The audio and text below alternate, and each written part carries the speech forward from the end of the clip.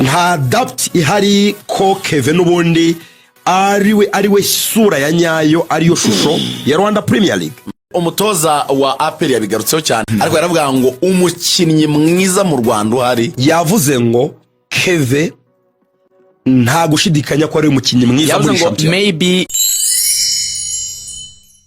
so tujye kuri Keven. Birumvikana ko niba muri plan za APR Football Club barapangaga Keven, muri plan za Rayon Sport nabo bagapanga Keven, birumvikana ko ni umugabo wari wikoreye akazi kose ku bitugu bye.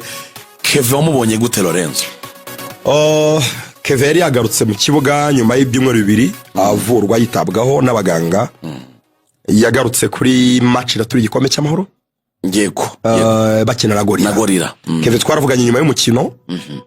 Yamaranye iminota myinshi na Gacinya na Tadeo baganira bamuha felicitation. Nabwo yari yakoze match nziza ariko yayikoze atari fit. Yego.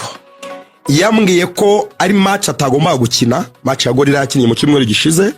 Ambwira ko ubundi umuganga wa Rayon Sport yamusabye kongera kuruhuka.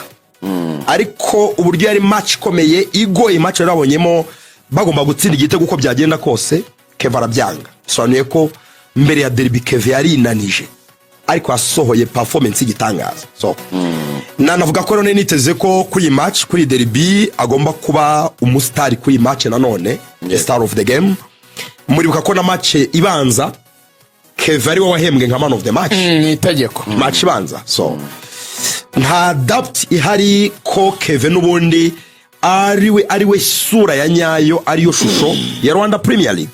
Hekereza ko agomba guhabwa ko yanabivuze. Umutoza wa APR yabigarutseho cyane, ngira ngo n'abakunzi ba APR bagiye babikritika bavuga ati kuki wagiye kuvuga umukinnyi w'abandi utavuze uwacu. Ariko yaravuga ngo umukinnyi mwiza mu Rwanda uhari uyu munsi. Hari n'abafana nabo bari kubyitiranya wenda babishyize muri angere kuvuga ngo niwe man of the match, niwe mwiza kuri je. Ntabwo ari cyo yavuze. Yavuze ngo Keven nta gushidikanya ko ari umukinnyi mwiza muri champion. Maybe he's a player who have yakoresha jambo the best leg like gutyo. Avuga amaguru meza ariko buriya translating ari gihe bita merijana kwijana nkuko bivuze. Ibintu twakoze deba na Ruben Ngabo saa 7 z'ijoro kugera nka saa 8 z'ijoro, almost isaha dusobanura iryo jambo nyine dushaka context kwa. Ariko reka mvuga uko nge miyumva avyange tunavuge wenda niba icyo avuze ari ukuri. Icyambere nuko sikosa nubwo abantu babidramatiza gushima umukinnyi w'indi kipe. Niba ujura ama interview abatoza y'Uburayi Rorenzo tujye tubireferaho. Iyo umuntu agiye gukina na Real Madrid arakuvuga ngo turabizi ko bafite bumwe mu satirizi bwiza ku isi. Akanavuga bamba aravuga ngo bane b'imbere ni beza. Akanavuga nabazi yarabivuze. Everyone knows. Ni bintu biba bigaragara. Kuvuga ko Keven ari umukinnyi mwiza si cyaha. None hari abantu bavuze ngo kuki ngo yamugize wa mbere kurusha abakinnyi be. By statistics nabwo biravuga Keven afite assist 11. Nta n'umukinnyi muri APR uzifite. Ariko noneho turebe ukuri kw'ibintu umunsi w'ejo service yatanze. Ukuri kw'ibintu iki gitekerezo gitandukanye n'icyawe ubwo nusoza nanjye washaka kubigihuze na Ruben. Nawe utemera ko yari kubivuga muri vare wawe wakamuvuza nabiterwa na context. Ntacyo bitwaye. Ntacyo bitwaye. Gusa kimwe mu bintu abantu bagomba kumenya kuri Keven kigize Keven kuba Keven. Ni nisomo ubwo abayobozi b'umupira w'amaguru mu Rwanda basigarana bakarirebaho. Kwizigira 2013 Keven. Ubundi Keven mu byangombwa handitse ko yavutse muri 98. Yafite imyaka 20. Bivuga ko afite imyaka 20 ni ubwo rero bari kuzuma. Yego. Keven yatangiye mu isonga 2013. Icyo gihe byabarwaga ko afite imyaka 15. Yego. Mu isonga. Iyo songa ni songa yari irimo n'abandi bakinnyi bose. Ikintu cya mbere uhita ubona ko Keven adasanzwe. Bose bararangiye. Emery.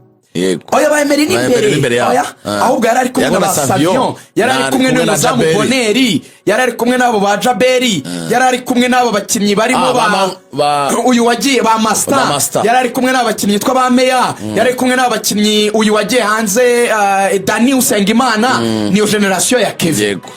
abo bantu bose niwe uri ku rwego rwiza barawusezeye abatarawusezeye bari gukina hasi ku makipe yo hasi niwe ushobora gukina muri ekipe y'igihugu n'abantu niwe ukiri kuri iyo level Kevin 2013 agifite imyaka 15 ari mu bakinnyi banabonye we na Niyonzima Haruna amahirwe yo gukandagira mu Mavubi makuru bakiri abana tujya gukina na Maroc 2014 kubwa Constantine Kevin afite imyaka 16 Kevin yahamagaye muri equipe nationale nkuru afite imyaka 16 Kevin yakiniye amakipe yose ibyiciro byose mu Rwanda 17 23 akina senior nkuru ndakubwira icyo bita urugendo rwo gutegura umukinnyi umuntu ugera kuri elite level akazakora ibintu hari inzira acamo ari byo bigora ababandi ubona bivuga ngo yagiye ahura n'abatoza bose mu byiciro bitandukanye kuva muri academy mwisonga mu batoza babana mu Mavubi kugenda zamuka mu byiciro byose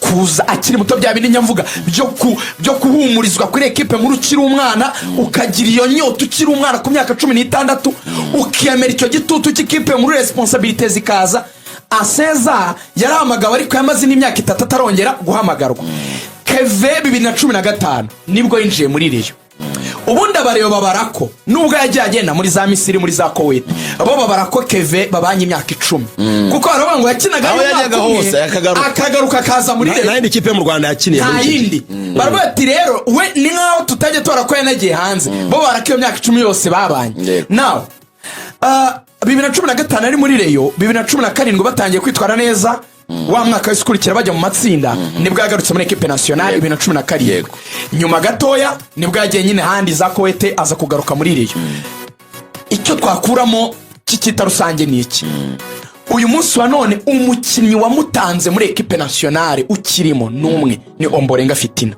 Ombolenga nje mu Mavubi 2013 makuru Kevin we mukinnyi mukuru wa kabiri mu Mavubi winjiyemo kandi agifite imyaka 27 ubu ngubu aracyafite imyaka 27 birasobanura iki rero statement y'umutoza wa peri impamvu nyubaha n'impamvu nyemera si bibi gutanga indabyo ku bakinnyi bafite kariyeri ntayegayezwa Kevin yakinnye amatsinda Kevin yahaye service igihugu zidasanzwe nabisobanura Kevin yakoze ibintu byose nje nemera ko nje nka Rugaju nemera ko abantu bakwindabyo ubukwe kuziba nimo kwahagarara uri umunyamakuru let's say bavuga ngo Kastari n'umunyamakuru mwiza ugashaka kuburana ngo nuko mwese mukora ku maradi atandukanye I don't buy that nje nemera ko iyo umuntu ari umwerite wemera ko indabyo zazikwiye wazimu nje uzana unashidikanya yahaye credit umukinnyi tukidutaho uraho ugisha ariko nka Kevin yo yaseze